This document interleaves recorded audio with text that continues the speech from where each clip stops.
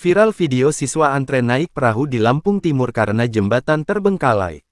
Sebuah video viral di media sosial menayangkan puluhan siswa sekolah mengantre naik perahu untuk menyeberangi sungai di Kabupaten Lampung Timur. Dalam 3 video viral, terlihat para siswa tersebut mengendarai sepeda motor dan sedang mengantre di bantaran sungai.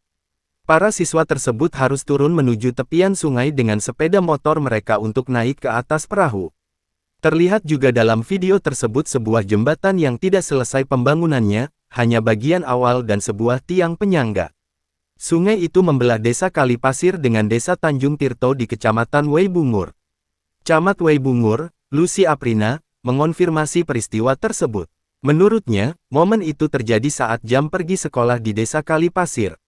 Itu dari Kalipasir ke arah desa Tanjung Tirto untuk berangkat sekolah, kata Lucy saat dihubungi dari bandara.